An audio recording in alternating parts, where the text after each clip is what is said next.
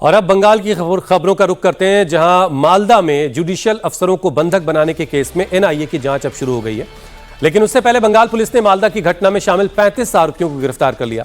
गिरफ्तार लोगों में मामले का मास्टरमाइंड मुफक्किर इस्लाम भी शामिल है। कोर्ट ने मुख्य आरोपी मुफक्किर को 14 दिनों की रिमांड में भेजने का आदेश दिया। बाकी आरोपियों को 7 दिनों की रिमांड दी गई।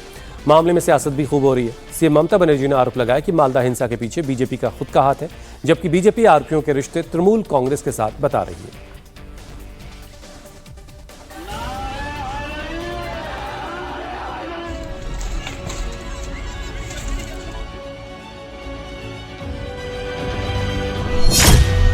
बंगाल बंधक कांड के पीछे किसका दिमाग, एनआईए ने शुरू की जांच।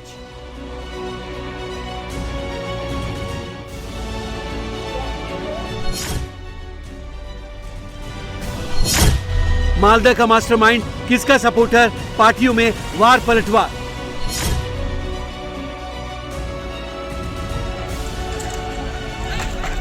एसआईआर से जुड़े 7 इलेक्शन ऑब्जर्वर को बंधक बनाए जाने की घटना की जांच के लिए एनआईए की 40 सदस्यीय टीम मालदा में डेरा डाल चुकी है और 1 अप्रैल को हुई हिंसक प्रदर्शन की कड़ियों को जोड़ना शुरू कर दिया है। सुप्रीम कोर्ट के कड़े रुख के बाद चुनाव आयोग ने एनआईए को मालदा मामले की जांच सौंपी।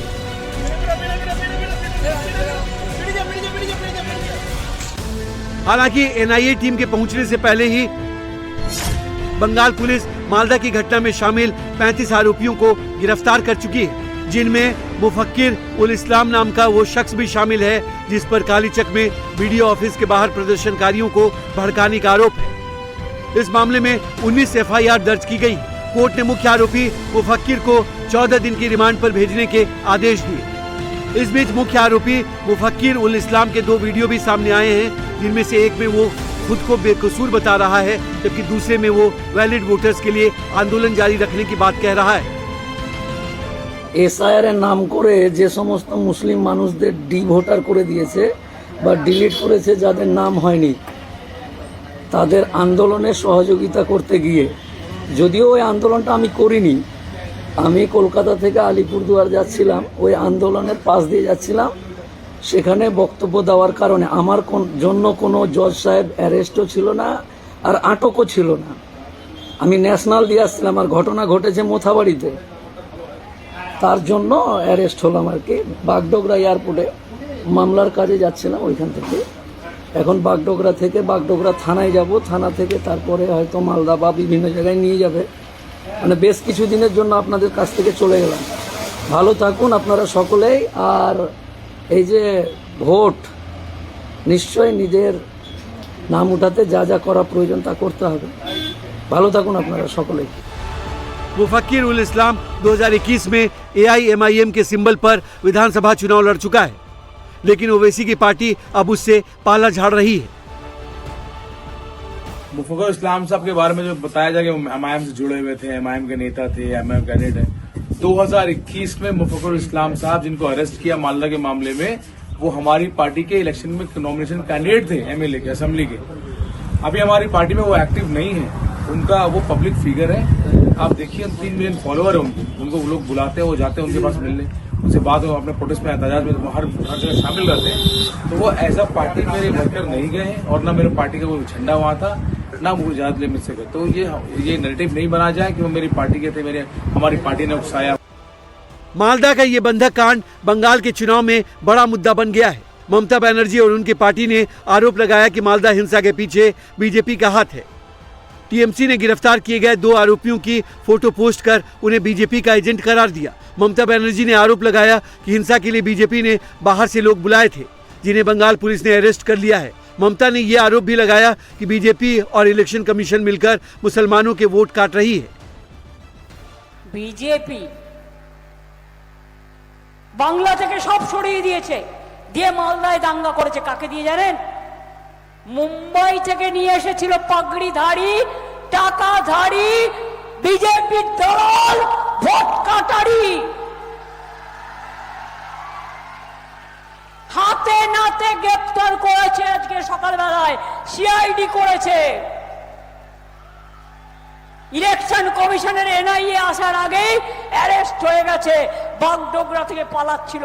আমি সিআইডি কে অভিনন্দন জানাই। খুব সাবধান আপনাদের এই জেলা, ট্রেনে করে আউটসাইডার নিয়ে আসবে আর তাদের নাম ঢোকানো হচ্ছে ভোটে।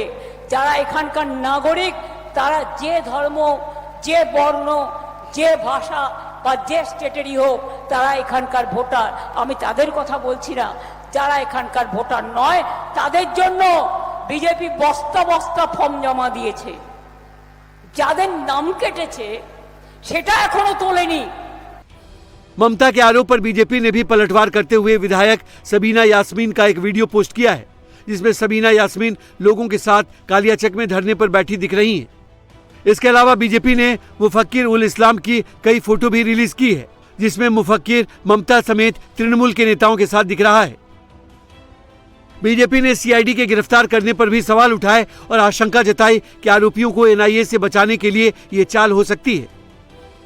एनआईए इन्वेस्टिगेशन चल रही है हमारे election commission, chief election commissioner के निर्देश से। उससे पहले सीआईडी का ये गिरफ्तार करना, इसको इसमें थोड़ा डाउट लग रहा है मुझे। गिरफ्तारी के लिए हुआ है कि बचाने के लिए हुआ है? तृणमूल कांग्रेस के साथ, तृणमूल कांग्रेस के नेताओं के साथ, ममता बनर्जी के साथ इस मुफक्किर रूल का सारा फोटो हमने आपको दिखाया। वो दिखाता है कि किस तरीके से आदमी टीएमसी के साथ जुड़ा हुआ है या जुड़ा हुआ था।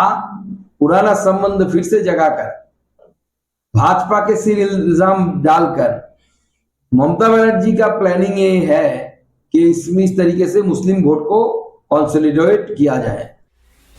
मालदा बंधक कांड में आईएसएफ कैंडिडेट शाहजहां कादिर की भी गिरफ्तारी हुई है, लेकिन आईएसएफ ने हिंसा को लेकर टीएमसी को जिम्मेदार ठहराया। आईएसएफ विधायक नौशाद सिद्दीकी ने कहा कि मोथाबाड़ी में मुसलमान तृणमूल कांग्रेस से नाराज हैं, वहां टीएमसी की हार तय है, इसलिए आईएसएफ के कैंडिडेट को फंसाने की साजिश रची गई है। जोर से बोल रहा है कि ये पूरा कॉन्स्पिरेंसी है, टीएमसी वहाँ से निकलने का कोई चांस नहीं था, आईएसएफ का निकलने का सबसे बड़ा चांस था। इसीलिए हमारे कैंडिडेट के ऊपर झूठा इल्जाम लगा के ऐसा कर। हमारा जो